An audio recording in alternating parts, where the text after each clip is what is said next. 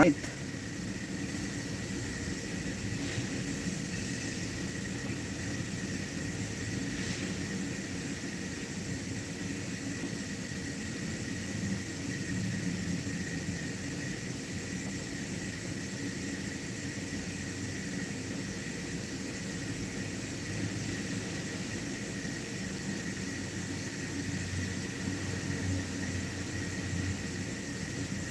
Alright, magandang hapon. Teka lang ha. Magano muna tayo.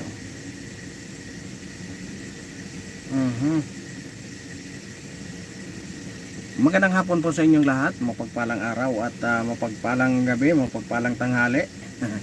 Saan masulok kayo ng mundo? Yan, mega love shout out. At mega love shout out po kay Mami Mercy Kalunod.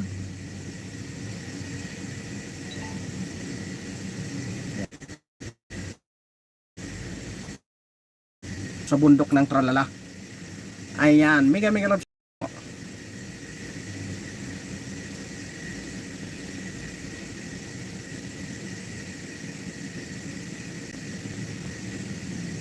Nandito ako sa kabundukan ng Tralala. Ayan, mega love shout out po kay Nani Sanchez Vlog. Ayan, kay Paul Donisa Official, mega love shout out.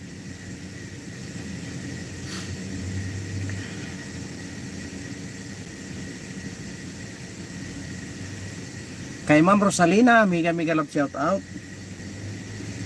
Kay Ma'am Analisa, ayan, mega love shout out po sa inyo lahat. Kay Ji Chang Wok, ayan, mega love shout out. Kay yan, mayroon na tayong 7 million in the house. At sa lahat ng aking mga solid na subscriber, mega love shout out po sa inyong lahat. Mapagpalang hapon. Ayan, mega love shout out po sa inyo. Alright, ang ating pong pag-uusapan ang impeachment ni VP Inday Sara. Ayan. Ayan, may nakita kasi ako kanina. Ayan, 20 million in the house. Mega love shout out. May nakita kasi ako kanina na ito. Saglit lang po ha.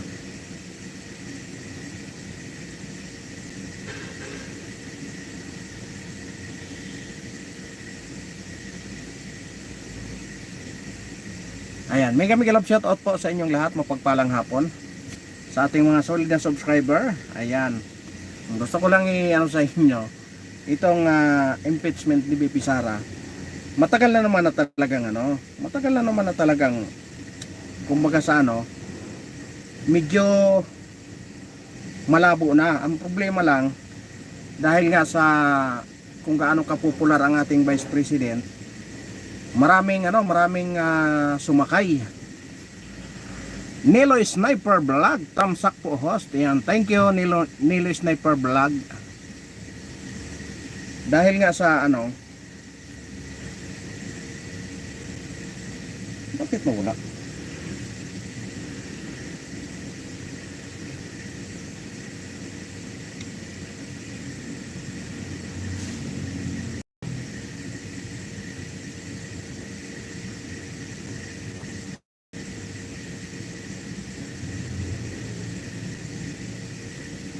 Ayan, mega love shout out po. Ayan, Sid hi.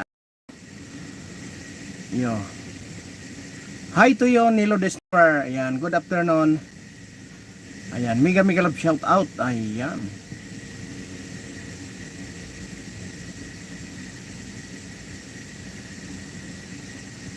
Ayan, magandang hapon po kay Nilo the Sniper, 39 million. Ayan, ang ating pong pag-uusapan yung tungkol ng impeachment kay VP Sara,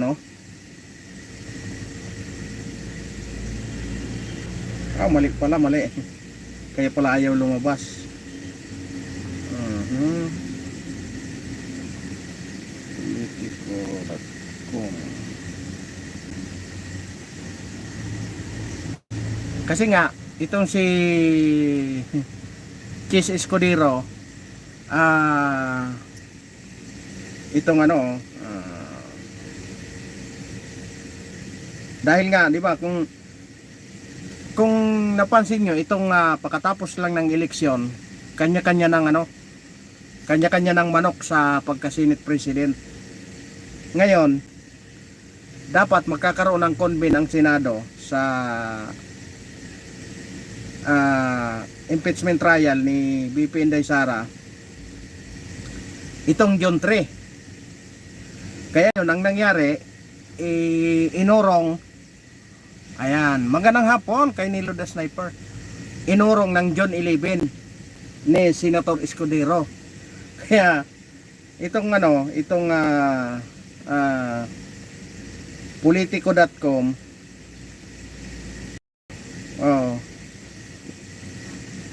sabi ng politico.com kay Senator Chis Escudero, drenable na, papatayin lang pala. Chis Escudero leads 11 kill impeachment senator. Kasi nga, kung matatandaan nyo, nag-aagawan sa pagka-Senate President si Chis Escudero at saka si Senator Tito Soto, nag-aagawan sila sa pagka-Senate President. Ngayon,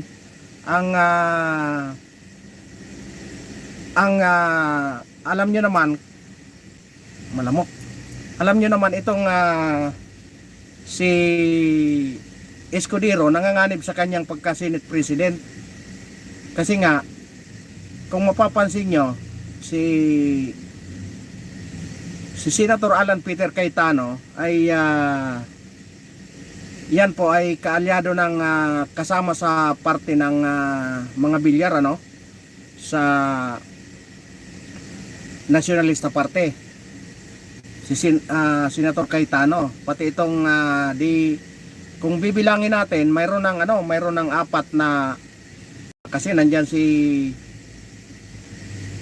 kapatid si Senadora Cayetano, saka yung kanyang kuya, dalawa, at saka yung dalawang bilyar, apat, plus itong si Senador Amy Marcos, may 5 na, plus yung PDP, si De La Rosa, si Go, si Robin, di may 8.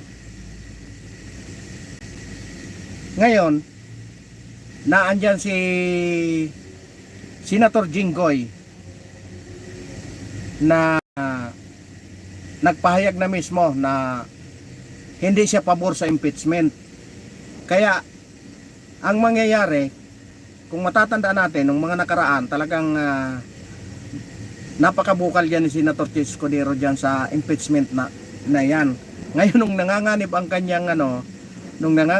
kanyang pagka-Senate President, ayun, sabi ng politico.com, drenable na, papatayin lang pala ni Chis Escudero leads by 11 impeachment senator. Ibig sabihin 11 kasama na doon si Senator Escudero, patay na talaga yung impeachment. Ayan, kaya ang ating title ay wala ng impeachment. Ayan, ayon dito sa ayon dito sa politico.com, Senate President Chis Escudero is reportedly determined Dabore, di ba?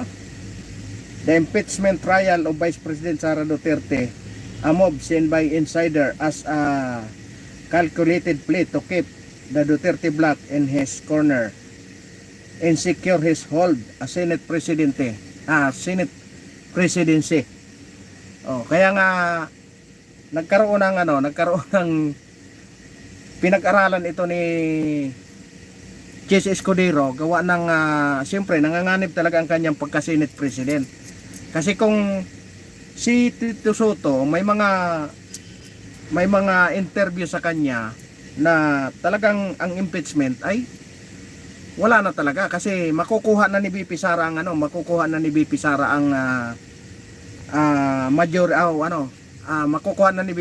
ang mahigit 10 na senador, kung saan ito ang sinasabi ni Tito Soto na talagang ang impeachment wala na. Kaya yung dalawa nag-aagawan ngayon kung sino ang papaboran. Ayan, humina na ang ating humihina ang ating signal.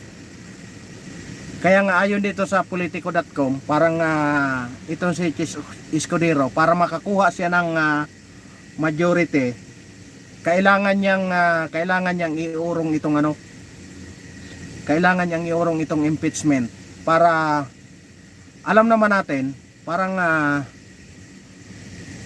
Samuel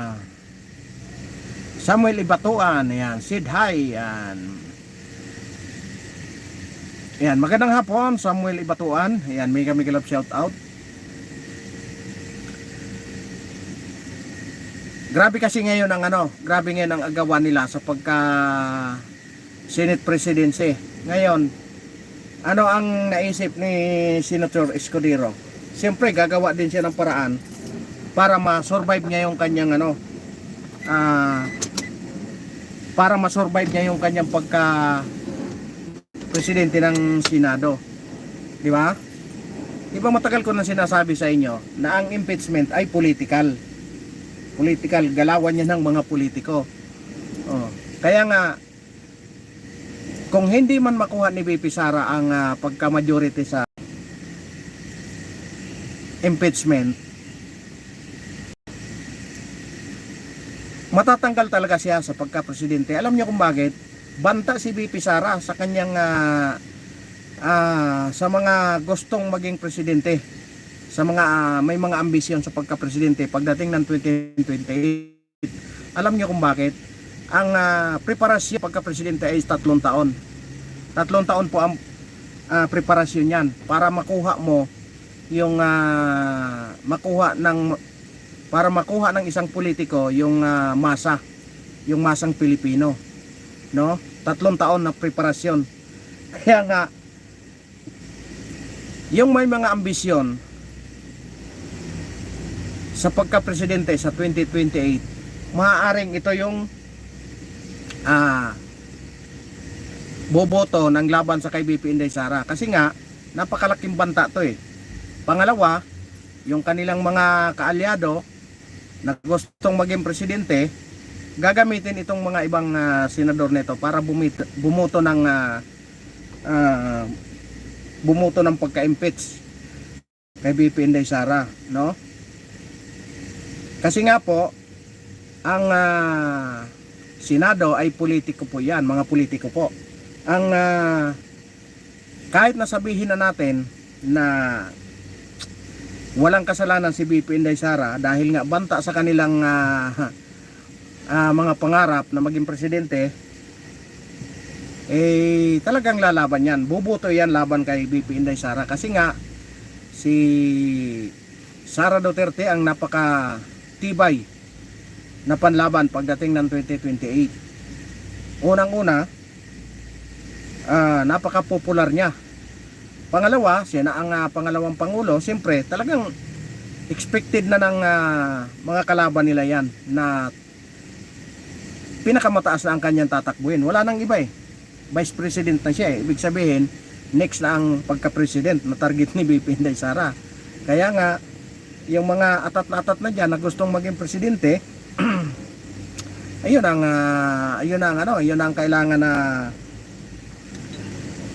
kailangan nilang matanggal, maalis sa kanilang daraanan patungo doon sa kanilang hinahangad sa pagka-presidente. Kaya nga sa ayaw at gusto, may mga boboto talaga dyan na laban kay BP Inday Sara. Ang problema nga, itong si Chis Escudero, dahil ang hangad niya naman ay pagka Senate President,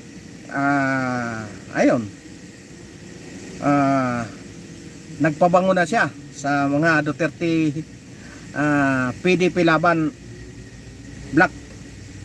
Di ba? Matatandaan natin na sinabi na rin ng dating Pangulong Duterte na kung maaari kukunin na nila ang minority sa Senado. Hindi man makuha ang majority, kukunin na nila ang minority. Para pagdating ng 2028, alam na kung sino ang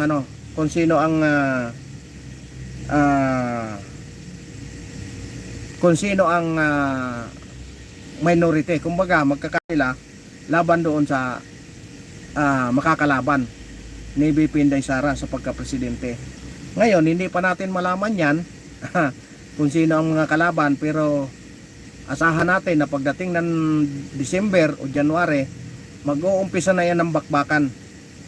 Bakbakan, umpisa na yan ng propaganda kasi po ay sabi ko naman sa inyo na ang preparasyon ng pagka-presidente ay 3 years yan para makapag-ikot sa buong bansa, ano? 3 years para makapagpabango, gawing ano yung kanilang pangalan. Kaya kung mapapansin nyo, yung iba, di ba, kung mapapansin nyo, itong nagdaang eleksyon, si Abalos, anong ginawa ni Binhor Abalos? Talagang gumawa siya ng paraan kung paano alipustahin yung KOJC, ano, para lang bumango ang kanyang pangalan. Pero bandang huli, ulats pa rin, di ba? Kasi nga, maling paraan po ang ginagawa kasi nila. Hindi katulad itong mga Duterte na talagang kahit anong gawin paninira, hindi bumababa, bagkus tumataas yung kanilang mga tumataas yung kanilang trust rating. Ayan. Kaya nga, ayan, itong si Chis Escudero walang nagawa dahil nga may banta na sa kanyang pagka Senate Presidency. Total, biruin mo 6 days na lang sinigi-adjourn, tapos bubuksan pa yung impeachment, di ba? Kaya bandang huli ito, dahil nga gustong makuha ni Senate President, papatayin din ito ni Chis Escudero. Sasabihin niya na wala nang panahon, pero hindi na natin pangunahan kasi diskarte niya na yon kung paano siya makasurvive sa pagka Senate President. Alam naman natin na si Tito Soto ay napakasulit ang niyan dyan sa Senado. Ngayon paano niya ngayon makukuha, ni Chis Escudero yung mga kasamahan dati ni Tito Soto dyan sa Senado. Unang-una dyan si Ping Lacson, napakadaming mga kaibigan yan, no? Si Jingoy Estrada, mga kasama niya yan mga solid yan ang mga kasama ang hindi lang nakasama dyan ni halos nakasama na lahat. Ito lang si Senator Marcolita ang hindi nakasama. Kasi si Robin Padilla, naabutan niya pa yung 3 years ni Tito Soto Kasi may 6 years hindi na rin pala naabutan. Kaya nga maaring ang mainit na labanan ito. Mainit na labanan. Kumbaga, sabi nga ni Tito Soto, kung kailangan niyang minority, gagawin niya. Kasi nga, gusto niyang makuha yung yung mga senator ng PDP laban. Di ba? Very vocal na dyan si Tito Soto na kung hindi niya makuha ang majority, doon siya sa minority. Iyan ang nagiging na ni Tito Soto. Kaya si Chis Escudero, kailangan niya rin kailangan niya din gumawa ng paraan, no?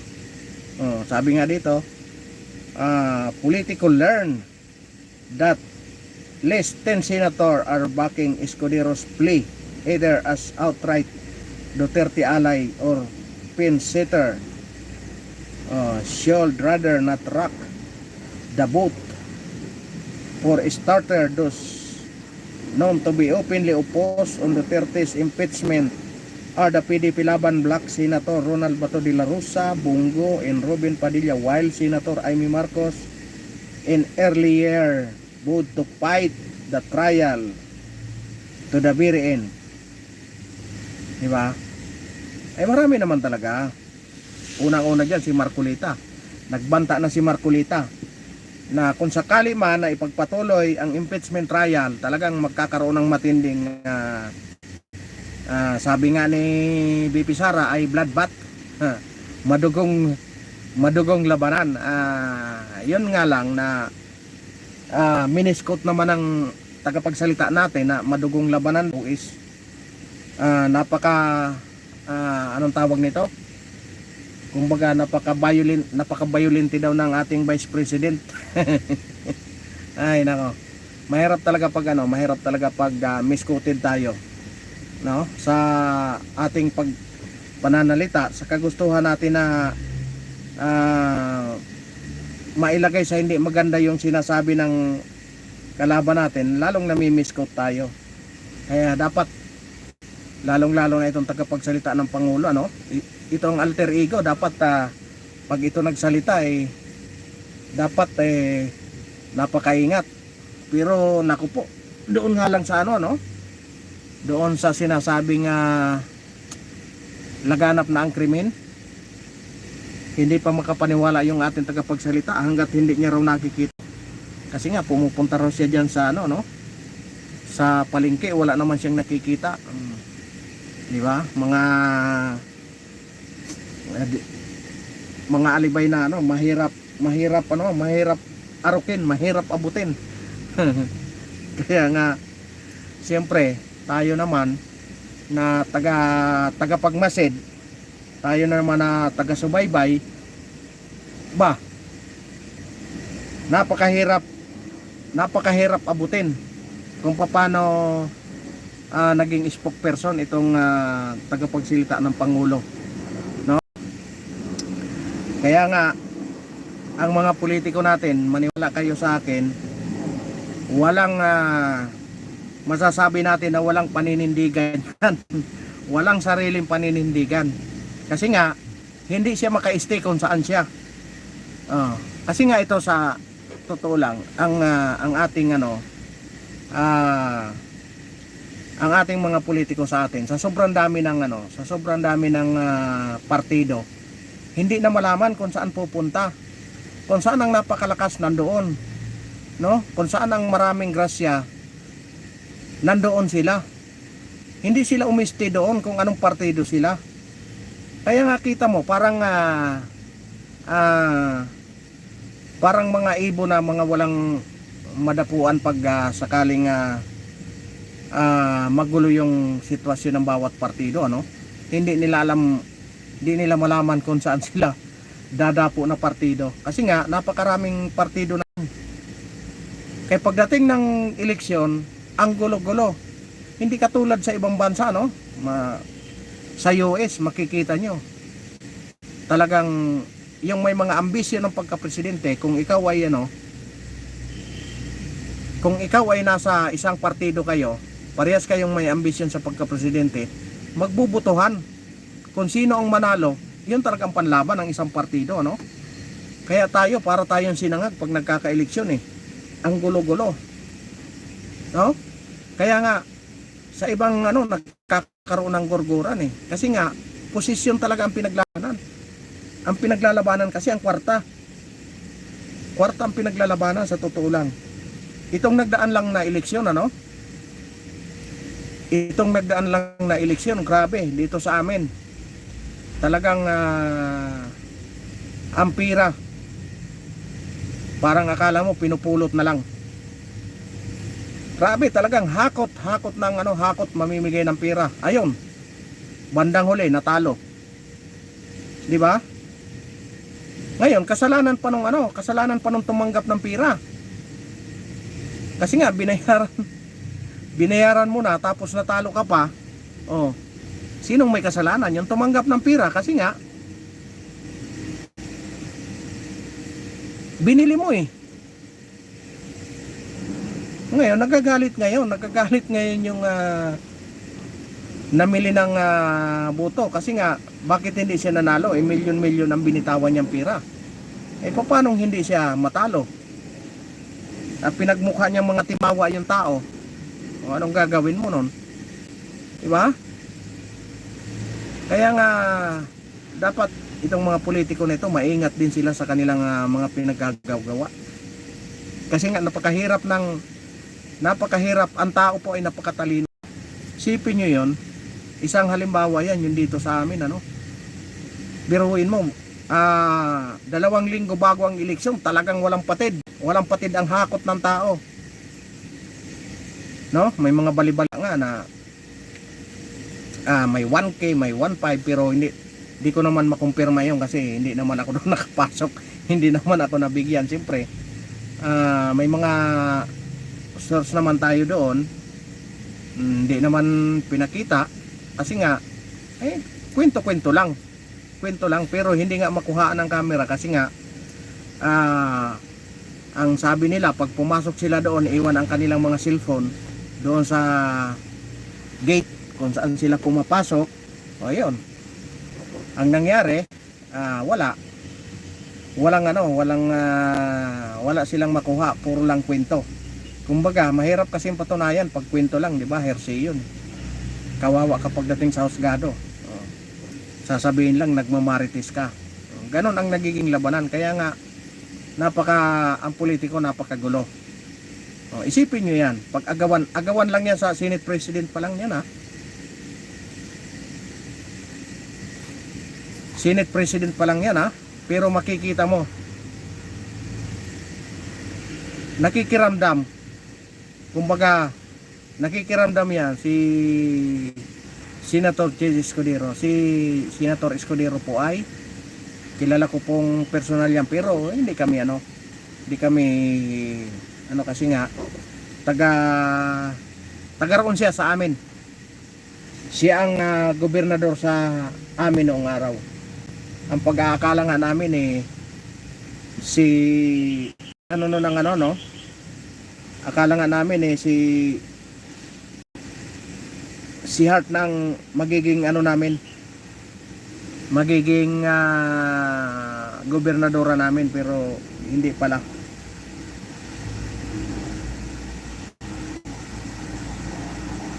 Si Escudero po ay napakasipag. Yan, masasabi ko sa inyo. Kung kayo ay taga Samar, taga Sorsogon, taga Mindanao na bumabiyahe kayo, travel ng byland, makikita nyo simula yan dyan sa Albay, pag malapit ng boundary ng Sorsogon, nung umupo siya ng gobernador, makikita nyo talagang 6 lane, 4 lane ang kalsada dyan sa buong Sorsogon, kaya makikita nyo maganda ang palakad nito si Chis Escudero. Ang problema nga lang, dahil sa siyempre kahit naman sino, pag kayo ang nandyan sa posisyon at nagustuhan nyo ang posisyon, talagang magbabago ang inyong mga paninindigan pagdating dyan sa pag lalong-lalo na pag nakatikim ka ng medyo kaginhawahan sa yung mga posisyon, talagang pagsusumikapan mo talaga kung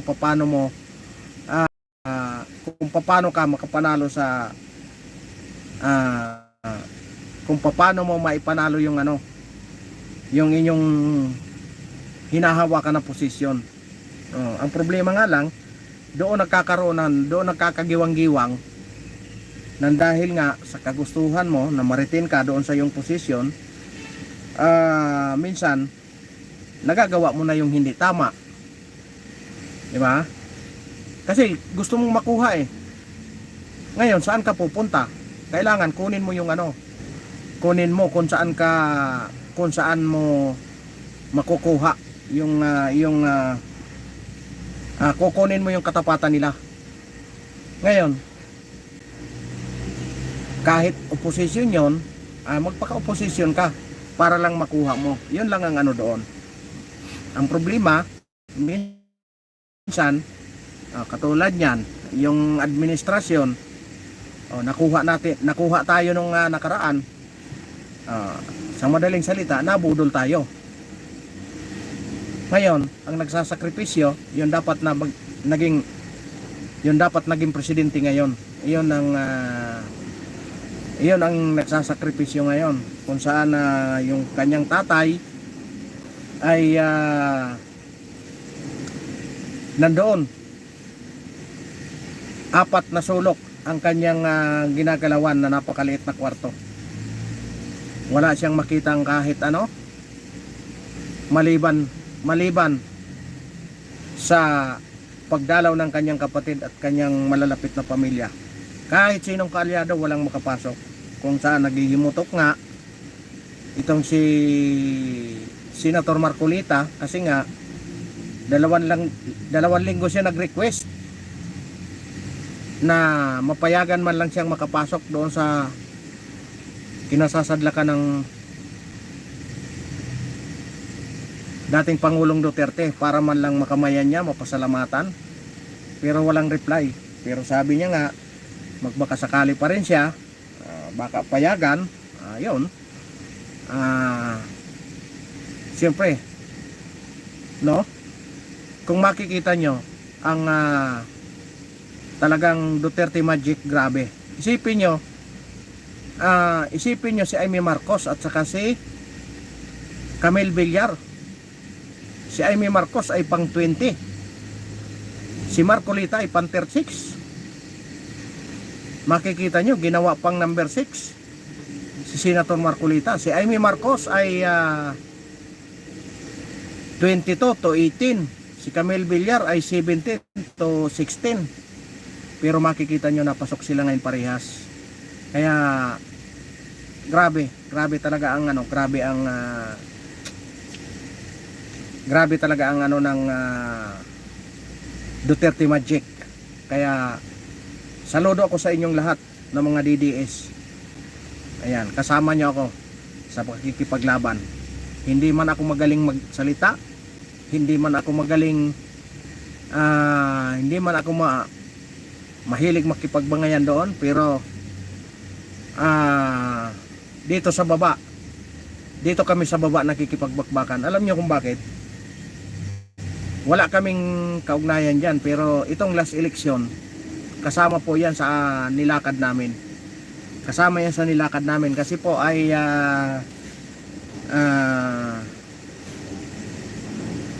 nilabanan namin yung dambuhalang last election. Nilabanan namin yung dambuhalang politiko kung saan tumakbo pa yung kanya asawa sa pagkasenador at yung kanyang asawa naman ay sa pagka-congressman. Alam, dapat walang labanan ang mangyari. Kaya nagkaroon po ng labanan, doon sa distrito namin. Kasi nga itong congressman na tumakbo sa pagkasenador ay napaka-ambisyoso. Alam niyo kung bakit? Mayroon kaming partido. Ngayon, sa partido, siyempre, may batas yan. Kung sino ang nakasunod sa iyo, na yes, dapat, kung tapos ka na, dapat iyon ang sunod. Hindi niya sinunod kasi nga, sinira niya yung batas ng partido. Kasi nga, pilit niyang pinasok yung kanyang asawa. Siyempre, may nakasunod sa kanya na, kumbaga, para walang maapakan, diba? Step by step, sinira niya yon. Kaya doon kami nagalit na mga sumusuporta sa kanya. Kasi nga, may nakasunod yan, wag mong pakialaman. May nakasunod sa'yo, wag mong ipagpipilitan yung iyong asawa. Kasi ambisyon yan eh. Ambisyon mo yan. Dapat nakatutok kami sa Duterte. Ang problema, itong ambisyoso, ayan, sa madaling kwento, namili kasi siyempre congressman yan, binigyan ng napakaraming project, tapos yung mga project na hindi pa natapos yung iba, may mga natapos man, pero hindi ko alam bakit nagkakapos-kapos. Ngayon ang nangyari, ayan, talo siya. Di mas masakit kasi double doble bukol ang inabot niya kasi talo yung asawa niya, talo pa siya sa pagkasenador. Dapat nakatutok kami sa humina yung ano namin sa Duterte kasi nga kailangan naming maipanalo yung congressman namin. Pero at least nadala pa rin namin ang Duterte. Yun. Kasi po ang yung congressman namin nakaano siya kay nakaano siya kay BP Inday Sara. Yun. Kaya nga dapat Duterte ang ano namin kung walang kalaban. Nagkaroon ng kalaban. Hindi bale, tutukan natin yung baba muna. Saka na yung ano. Pero paano, panalo pa rin ang Duterte dito sa amin. Kaya nga, siyempre, napakalaking bagay pa rin. Kasi nga, gusto nga sana namin straight Pero kahit anong gawin natin, wala man tayong magawa doon kasi nga talagang kagustuhan ng tao yan. Siyempre may kanya-kanya tayong may kanya-kanya tayong manok may kanya-kanya tayong kagustuhan, no? Ngayon ang susunod na laban ay sa 2028. Pero bago ang 2028 kailangan may panalo muna natin sa Senado, no? Paano natin maipanalo sa Senado? Kailangan yung mga ating mga senador makumbinsi natin na talagang magano sila. Makumbinsi natin sila na talagang manindigan sa katotohanan, no? Huwag tayong manindigan sa sarili nating interes. Kasi nga yung may mga ambisyon talaga dyan, wala na tayong magawa. Ngayon, pilitin na lang natin kung saan natin panalo ang impeachment kay BP Inday Sara. Marami naman tayong paraan paano natin makumbinsi yung mga senador na manindigan sa katotohanan. Kasi alam naman natin, ang pinaglalaban natin ay katotohanan, Kasi nga, kung wala tayo sa katotohanan, nako, wala na tayong pinagkaiba dito sa mambubudol na nakaupo ngayon. Yun lang ang ating isipin nyo, nagtitiis tayo sa napakamahal ng bigas, no? Mayroon daw, hindi ko alam saan ba ang mag-comment nga kayo dyan, saan ba kayo nakakita tag 20 ang kilo ng bigas? Mayroon daw tag 20 ang kilo ng bigas, kaso lang sa senior lang daw. Saan ba kayo makakita niyan? Wala akong nakita niyan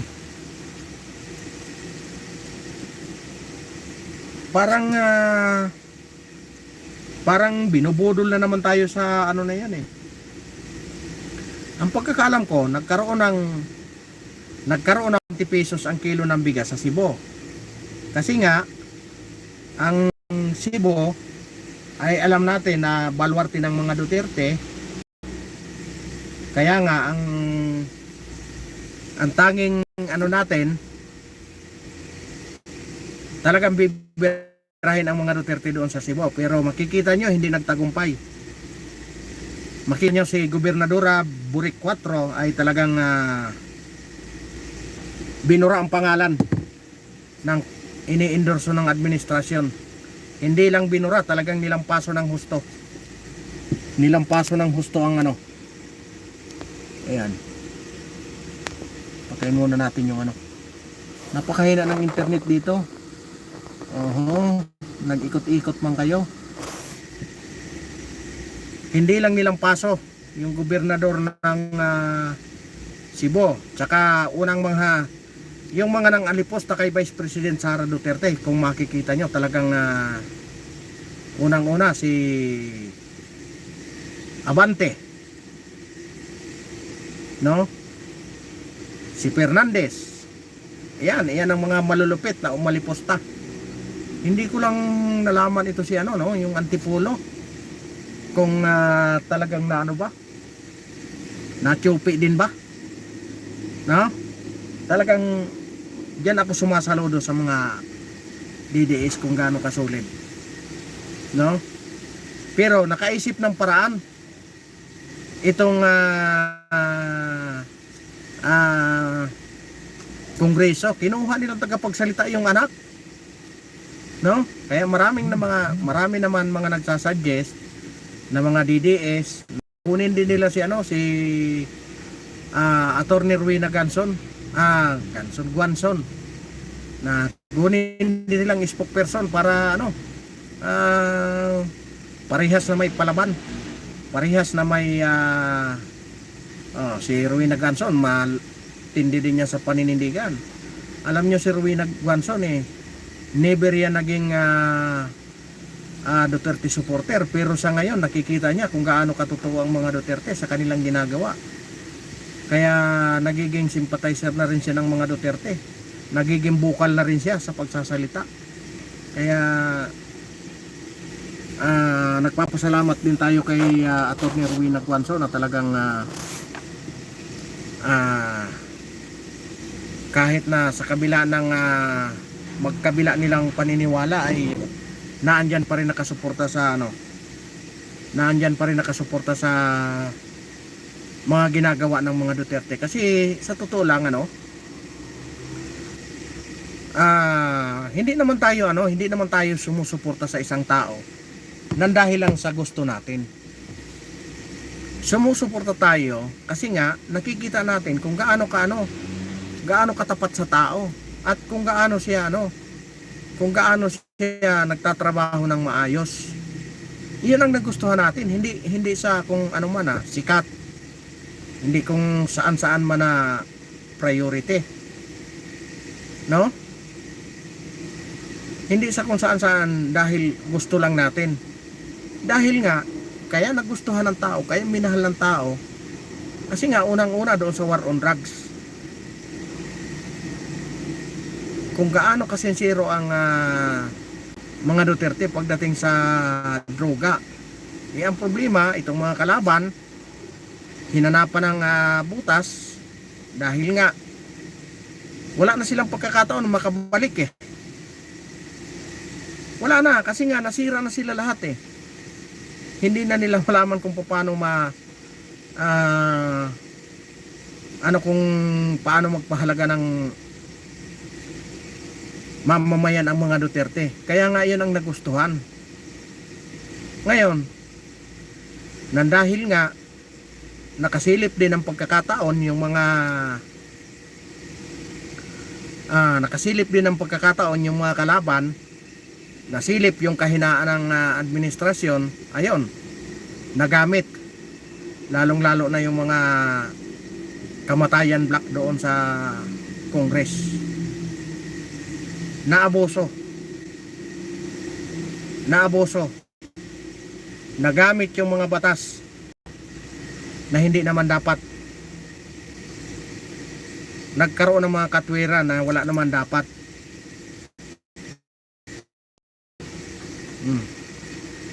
Maraming umabuso, ayun, halos majority ng umabuso na congressman tinapon sa Onduro, no? Kaya grabe ang suporta ng mga DDS, lalong-lalo na pagdating sa Kaya panatilihin natin na magiging ipakita natin na magiging matapat ang ating mga sinusuportahan, magiging matapat sa kanilang tungkulin. Kasi nga katulad ng administrasyon na ito, hindi natin maintindihan kung ano bang kagustuhan na tatahakin itong na ito. Pero ako, sa aking pananaw, maliwanag ang aking pananaw. Gusto lang nilang mabawi, gusto lang nilang ma-redeem ang kanilang pangalan dahil nga nasadlak sila sa kahihiyan. Ilang dekadang kahihiyan ang kanilang pinagdaanan, kung saan maraming mga pagkakataon na nagdesisyon ang mga hukuman na talagang maraming ninakaw, no? Hindi po ako nagsasabi niyan, maraming pagkakataon kung saan ito ngang huli bago siya nakaupo, may desisyon ang Supreme Court na magbayad ng tax, pero ngayon hindi na natin alam. Hindi na natin alam kung ano bang nangyari doon, kung binayaran ba or magbabayad. Di ba? Kasi nga napakahirap na ng parang napakailap na ng natin na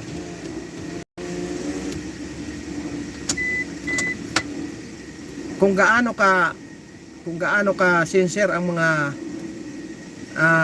Duterte sa kanilang tungkulin. Hindi ko naman alam kung anong klaseng itong administrasyon ngayon. Kasi nga hindi na nila malaman kung anong dapat nilang gawin. Sa aking pag-ikot-ikot dito sa buong NCR, wala pa akong nakitang project na binuksan. Mayroon naman pala itong mayroon itong NLEX, pero ang pagkakaalam ko yan ang naiwan pa yan ng dating Pangulong Duterte na na project. Itong NLEX dito sa sa may Mindanao Avenue, karugtong nung C6. Yan, mayroon isa. Hindi naman tayo ganun ka na tao na. Mayroon isa sa loob ng 3 taon, may isa naman. Pero hindi ko alam kung baka kay dating Pangulong Duterte pa na yan. Pero malalaman nyo yan, i-google nyo na lang itong NLEX extension. NLEX extension yata yan. Inuumpisa na ngayon yun doon sa may Mindanao Avenue,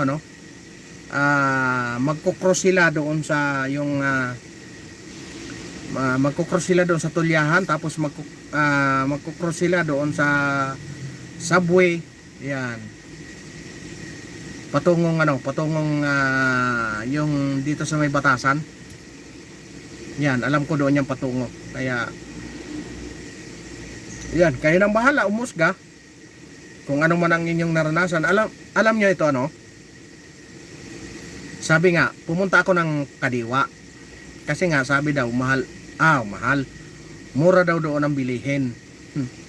Pumunta ako ng Kadiwa. Siyempre pag pumunta ka ng Kadiwa, sabi mura ang bilihin, punta ako doon. Sabi ko, guard, saan ba dito yung makakabili ng bigas? Sabi niya, dyan sir, pasok ka lang. Pasok naman ako doon sa loob. Sabi ko, bakit ang mamahal ng bigas? Di ba sa Kadiwa mura ang bigas? Ay, sabi niya, wala pong mura dito na bigas. Sabi nga ganyan. Di, balik ako doon sa guard. Guard, saan ba dito yung bilihan ng murang bigas? Sabi niya, sino may sabi sir na may nagtitinda dito ng murang bigas? Ay, sabi doon sa sa mga balibalita, pupunta lang daw ng Kadiwa, makakabili ka ng murang bigas. Pumunta ka nga dyan sir, tanungin mo kung magkano ang isang pirasong sayote. Sabi sa akin ng security, magkano ang kilo ng sayote? Napakamahal. Akala ko ba ang Kadiwa mura, pero napakamahal pala. Mura lang pala pag may pag may medyaman, tapos nandyan yung mga politiko. Yun, doon pala nagmumura. Pag wala ng medyaman at saka wala ng politiko, mumurahin ka na. Yun pala ang kanilang kaya huwag kayong magpapaniwala dyan sa Kadiwa na yan. Ewan ko kung saan Kadiwa na makabili ka ng murang gulay. Yan, ituro nyo sa akin. Baka mamaya ay nagkamali naman ako. Yan, ituro nyo sa akin kung may Kadiwa ba kayong alam na bilihan ng mga murang gulay. Yun lang ang ating yun lang ang ating issue ngayong hapon. Ang issue ngayong hapon ay wala nang ayon sa politico.com ay pinaikot-ikot lang ni Senator Chis Escudero ang kanyang Senate President pala, Chis Escudero. Tapos mapupunta rin pala sa wala. Alam nyo, sa totoo lang, marami namang nagsasabi na si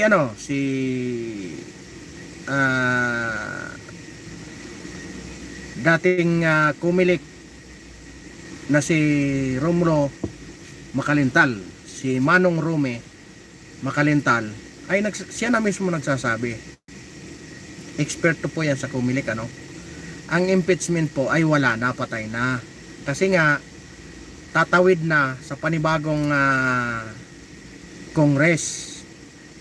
Hindi naman po pwedeng tumawid yan doon, ayon kay Rome Makalintal, gawa ng may masasagasaan na batas, di ba?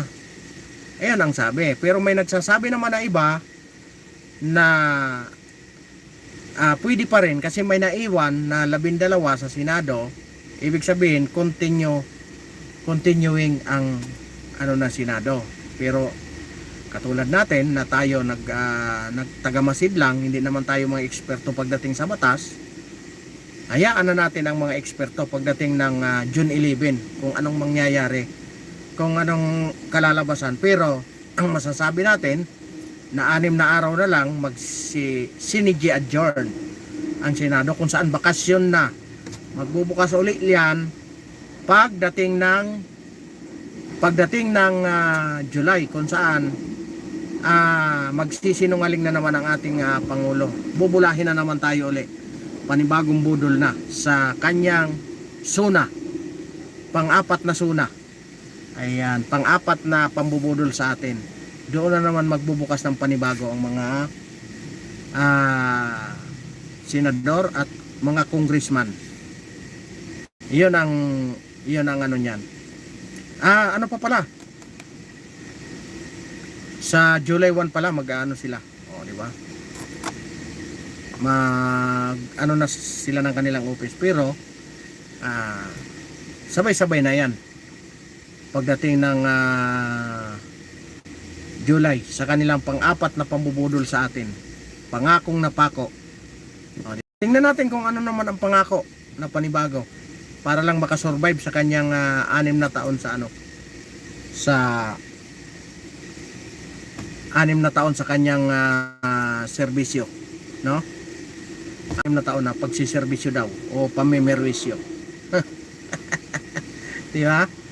Kasi nga alam naman natin na wala naman talagang ano.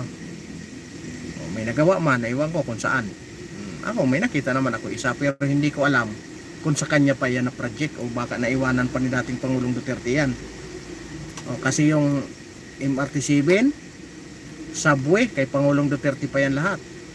Dapat nga mayroon pang LRT dito sa Ortigas, Ortigas to Antipolo. Pero alam ko nawalan niya ng budget. Kasi nga yung isang kontraktor naging namin dito, naging customer namin, yung isang kontraktor, magiging customer sana. Kasi nga dito ang dito dadaan sa may amin eh. Pero gawa ng hindi nga pinunduhan ng administrasyon na ito, I think hindi na matutuloy. Ayan, abangan natin kung baka ituloy naman. Kasi nga kung makikita nyo yung i-rehabilitate daw, pero hindi man lang ginawa ng paraan yung mga pasahirong, yung mga mananakay doon sa train. Basta pinagtatanggal na lang yung mga relays na walang plano. Yun, kaya ang nangyari, wala. Sacrifice yung mga pasahero hanggang ngayon, wala pang kalinawan kung kailan matapos. Yung train po na papunta ng simula Tutuban hanggang Divisoria. Alam niyo, napakarami ng mga bagong train sana, no? Napakarami ng mga bagong train na ni-repair na lahat doon sa Caloocan, kasi po nakakapasok ako doon. Kasi nga nagde-deliver kami doon ng mga materyales. Kaya nakikita namin na marami ng mga brand new na may isang upload pa nga ako dyan, may isang upload ako dyan na nakuha ko yan doon sa loob. Kumbaga nakaano lang tayo ng stolen shot doon sa loob ng motor pool ng train dyan sa Caloocan. Kaya nga nakakapanghinayang na talagang basta pinagtatanggal, kasi nga may budget hindi nila mailipat yung budget doon, kaya ang nangyari, trabahuhin na lang natin to, no? Ayun, mag-iisang oras na naman tayong nagkukwentuhan dito, ano? Ayan, maraming salamat sa inyong lahat, at sa commentator kay Nilo the Sniper, no? Ayan, magandang hapon, at kay Samuel Ibatuan, kay Abirato, ayan, magandang hapon sa inyong lahat. At saka 500 million na in the house. Ayan, sa 500 na viewers natin, maraming salamat sa inyo. Ayan, ang ating naging topic ay tungkol sa impeachment, pero marami tayong na topic, ano? Marami tayong na mga problema, no? O, 'yon ang ating sa mga hindi umpisa, yung mga kalagitnaan na hindi na natin nabanggit.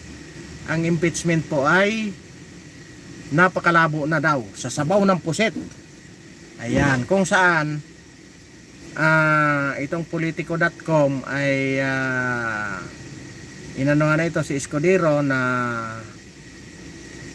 para lang makuha ang kanyang hinahangad-hangad na posisyon sa pagka-Senate President ay nagpaka-oposisyon na rin. Kumbaga sumama na siya sa partido ng PDP, no? Sumama na siya sa partido ng PDP, kung saan panlabing-isa na si Chis Escudero, panlabing-isa na doon sa minority, no, sa PDP block.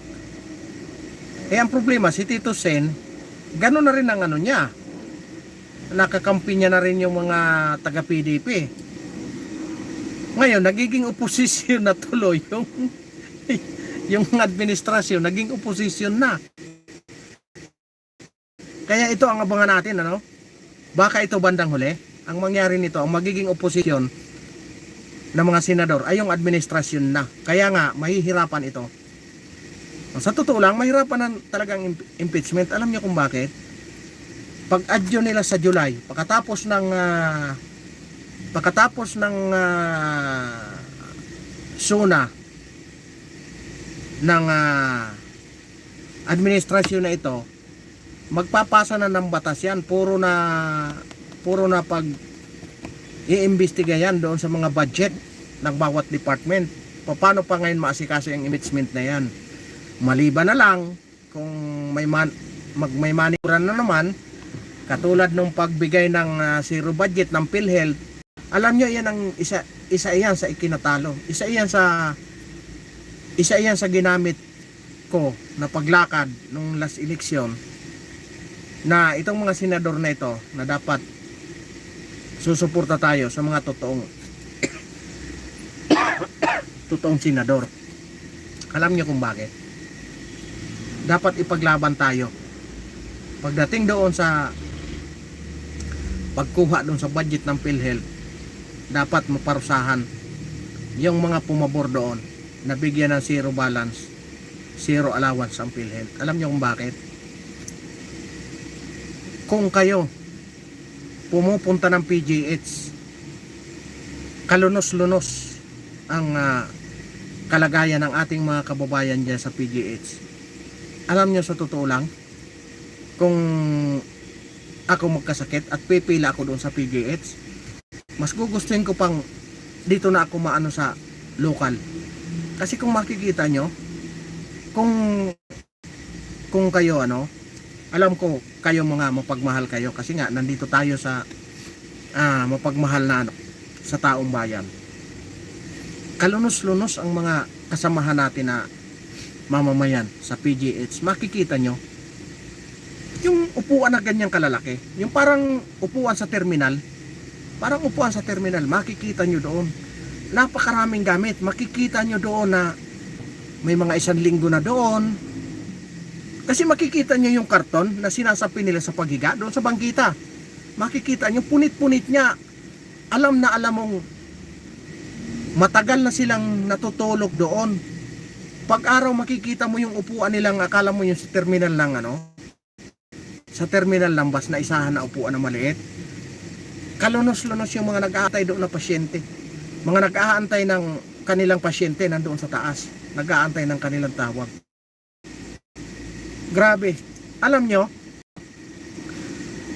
sino dito ang nakikinig na driver? Sino ang nakakapasok sa Robinson Magnolia? Sa Robinson's Galleria? Makikita nyo dyan sa SM. Yan, ipromote na natin diretso. Ang driver lounge dyan, ang tambayan ng mga driver, air condition, makatulog ka kasi dikit-dikit yung upuan, pwede kang mag-flat pag walang nakahiga. Air condition, sitting pretty ka. Kahit nasabihin nakaupo ka. Ayan, sa